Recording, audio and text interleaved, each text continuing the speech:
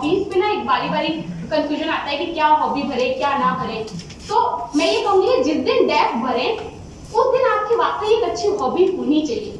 ये इस यूपीएससी की प्रिपरेशन के लिए भी और एज ए पर्सन जो आप इस लाइफ में हैं उसके लिए भी बहुत जरूरी है, क्योंकि हॉबी आपको एक अच्छा इंसान बनाती है, एक डिफरेंट इंसान बनाती है। तो बजाय से आप ब्लफ करें वहां पे एक ऐसी हॉबी लिख दे जो एक्चुअली आपकी हॉबी नहीं है, वो आप वहां पे वही हॉबी लिखे। जैसे मेरी हॉबी एक्चुअली कविता पाठ थी, मुझे कविताएं पढ़ने का शौक है, तो बोलने का शौक है। तो मुझे ये पता था कि अगर मैं कविता पाठ हॉबी लिखती हूँ तो मैं जो सिर्फ कविताएं बोलती हूँ उससे भी आगे जाके मैं उस पूरे सेक्शन को प्रिपेयर करने की पोजीशन में हूँ। मैंने जैसे दूसरी आर्ट की हॉबी लिखी, तो जो एक्चुअली मैं आर्ट बनाती हूँ मैंने उसी की हॉबी लिखी, और मुझे सारे मॉक इंटरव्यूज में वो क्वेश्चन पूछा भी गया। तो कुछ चीजें ना बुकिश नॉलेज से नहीं तैयार कर सकते कि मैंने ये आर्ट लिख दी, मैं विकिपीडिया कर ली और वो तैयार हो जाएगा। कुछ चीजें आप एक्चुअल प्रैक्टिस से कर सकते हो और वो आपके आंसर में रिफ्लेक्ट होता है। तो मैं ये कहूंगी कि अगर इस पूरे फाउंडेशन के साथ में जो जीएस और ऑप्शनल आप दिन भर तैयार करते हैं, उसके अलावा आधा घंटा अपनी हॉबी के लिए निकालें, उस हॉबी को अपने आप में डेवलप करें, वो आपको एक बेहतर इंसान बनाएगी। फिर मैंने पहले डेफ तैयार किया, हम और मेंटर सर और सब बैठे, और उस डेफ की प्रिपरेशन में जैसे मेरी पूरी प्रिपरेशन में मेरी फैमिली का रोल जो है वो मेंस निकलने के बाद आया था।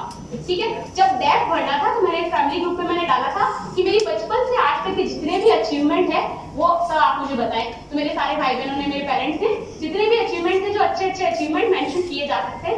कई बार क्या होता है फिर माइन्यूट चीजें भूल जाते हैं, लेकिन वो माइन्यूट चीजें अच्छा इम्पैक्ट ला सकती है।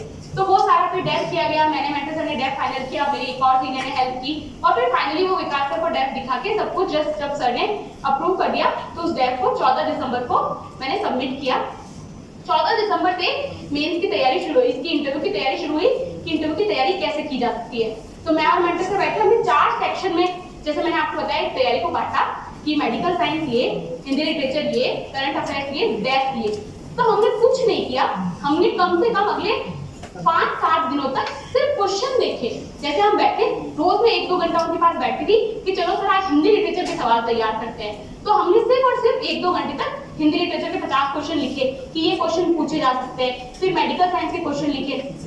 इसी प्रोसेस में मेरे एक सीनियर थे, तो मैं मेडिकल साइंस के लिए मैंने उनकी हेल्प की थी, वो अभी WHO के डायरेक्टर है। तो फिर उनसे मैंने पूछा, तो मतलब कैसे, मैं वही आपको कह रही हूँ, मठाधीशों की बजाय जो आप एक समझदार इंसान के पास बैठते हैं तो वो आपकी प्रोडक्टिविटी को कितना ज्यादा बढ़ा देता है। आधा घंटा मैंने उनसे फोन पे बात की और मैं प्रॉपर नोट्स बनाए उसके, और उस आधे घंटे बाद मुझे ये रियलाइज हुआ कि मुझे मेरे मेडिकल साइंस के लेवल को नेक्स्ट लेवल पे ले जाने की जरूरत है। ठीक है, तो ये मुझे क्यों रियलाइज हुआ,